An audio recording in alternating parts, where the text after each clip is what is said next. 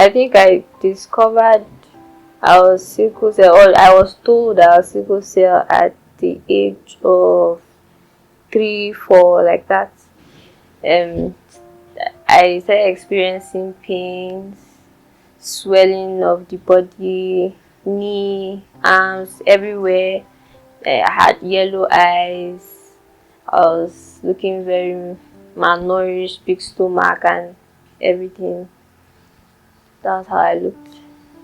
That was how I was told that there was something like sickle cell, and they explained to me how it came to be. My parents being AS, and the genotype did not match, though they did not know, and they had me sickle cell anemia.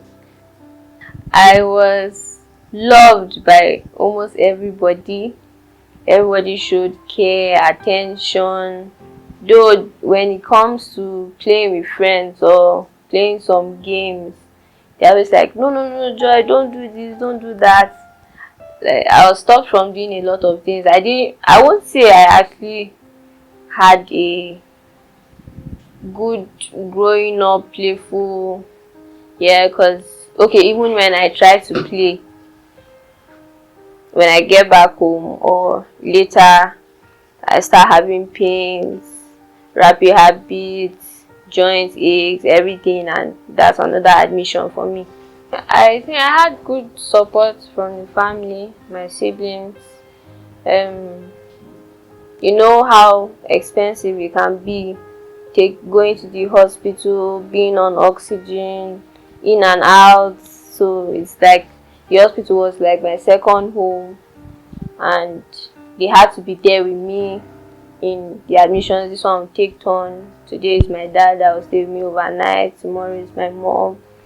And that was how it has been. And then for my siblings, they've been helpful in the parts where I need to maybe move. Sometimes when I'm in pain, I don't move some joints, so I'm not able to move and that. So if I want to pee, I want to have my bath, they help in supporting, they help in massaging the affected areas where I have pain. So the support from the family has been okay and has been good. They've given almost their all, and they go in different places to get solution for this if there's any. Being referred to as a sickler, to be honest, I don't feel bad. I don't know where I get that energy from. I've never felt bad being referred to. I don't even care if it's written on my face. It's just there. It has happened. It has happened. There's nothing I can do about it. When they refer to this girl, oh, she's a sickler, she's this, oh, she's a weakling, she can't do this. No, no, it's not that sickler girl. Sometimes it weighs me down, especially when I know I want to do some things, and then they just hear, oh, this girl is a sickler, sickler. Then they're like, no, no, no, she can't, even though I know that I can and I want to. So that has actually deprived me from doing some things I wanted to do at some point in time. People should stop referring to sickle cell disease patients with being called sicklers. Yes, they should stop referring to them as, oh, this sickler, this one is a sickler. No, they could say things like person living with sickle cell disease or sickle cell anemia, or this is a HBSS patient. There are other things you can say it, and you saying that sickler can be like you're stigmatizing, or you're being, it can be rude to some people. Some people don't even want to hear that at all before some people open up to you and say they are this, I'm SS, I'm this, I'm that. It takes a lot then to think of calling them sickle cell anemic. It just demotivates and brings down the person's self-esteem. You don't know what we are dealing with or what the person is dealing with at that particular time, and you just say that kind of word, sickler.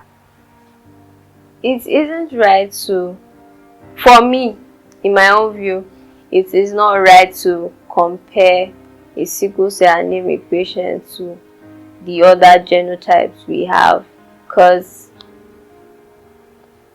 sickle cell, you go through pain, you're not able to get married to just anybody except AA. You can't, it's not just right to compare. People say so many things about sickle cell patients. Things like you're going to die so soon, you don't know when, but you're a walking corpse. And some people say you live to 25, 26. Some say you would die around that age. And then sickle cell anemic patients or sickle cell disease, they are weaklings. Sickle cell disease patients are not strong, but there's a good one. All sickle cell patients are intelligent and smart. I don't know about that, but that's for me. People living with sickle cell have had so many challenges, especially in relationships, like you meeting someone that you are really in love with, and this person is in love with you as well, and you get to know that the genotype is not compatible, is not fit for you both to, at the end getting married, and then in reproduction you have to give birth to maybe another sickler again, bringing a child to the world with pains, and at the end you have to get separated. And during my course of working as a psychologist, I've met people that have had serious or have fallen into severe depression because of them leaving their relationship because of these genotype issues, and it's really hard for them to step up back again and start all over. So I think mostly is for you to, before you get into a relationship or get further, when love is deep and you feel like there's no turning back anymore, so you just have to go ahead with the relationship, and at the end you're there, your SS, and you're having children that are SS, when people have crisis together now, everybody's sick, and then it has to do a lot with finances now. Your finance will go, everything go, then before you know it, the home becomes broken.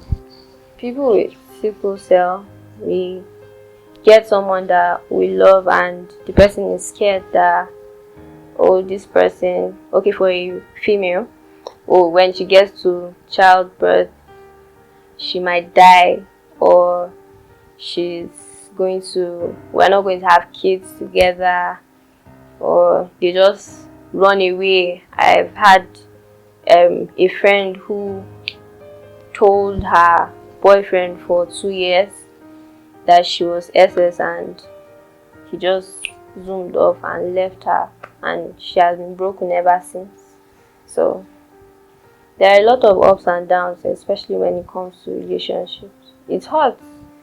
It really hurts to find somebody that you really love, and because of the genotype you just have to let the person go. Though some people go ahead and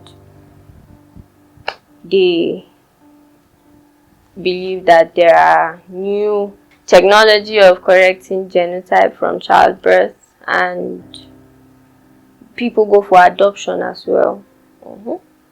And you need to have a really, really strong partner for that person to even go through that with you. Yeah. AS and AS,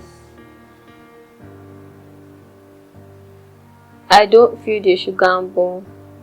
First of all, scientifically, it's not compatible for them to get married, because they'll end up giving birth to sickle cell or a carrier AS, and down the line you have, when you knowing, if you know both partners are not compatible and they still go ahead, some believe that through their faith, them some miracles can work out for them and they'll have a happy family and all. It's their belief and their faith, and I don't see anything wrong in that, though sometimes it's not okay for you to just sit down and you're not already in this relationship or marriage and you know already, yet you don't think of the child you're bringing into the world to come in as a sickle and go through the pain and the suffering of everything.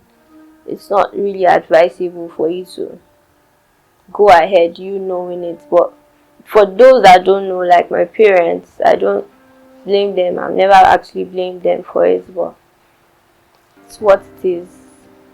AS and AS, I don't think it is right for them to go ahead, because why would you, if you think about it, why would you bring someone to the world to just come, suffer, you spend a whole lot of money trying to take care of the person, while you know that you should have or would have avoided it in the first place before going ahead with the relationship? And at some point, the child will even blame you for having the pains, the suffering, and then it still leads to a broken home where maybe the expenses of taking care of the child almost all the time, the frequent admissions, the medications, the routine drugs you have to buy, and everything it's draining.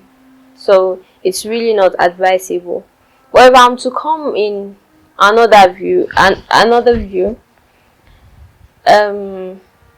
well, some people can go ahead with it. Like I said before, some people believe in faith that things can work out, or their genotype can change, or something miraculous could happen. And with the way science is going, there's this thing where you go for a test when the mother is pregnant.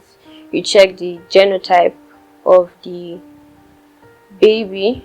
So people can go with the option of going for the test to find out if the baby is AS or SS, and some people can go through the process of doing the flushing out, or should I call it abortion, or to abort the pregnancy if it's SS, and if it's AS they go ahead with it SS. So you have to go through all those processes for those that feel like it's okay to go ahead, but it's not really advisable because you don't know what might go wrong at any time. And some people can adopt if the partners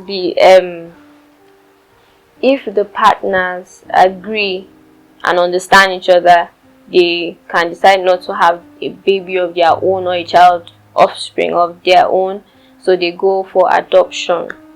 Though this process I've mentioned and even more that I don't even know of, it's really expensive. So you should think of the expenses of going through all those processes, the aborting, going to the hospital, trying to test this and that, and not all the medical facilities we have here really have all those equipment. People treat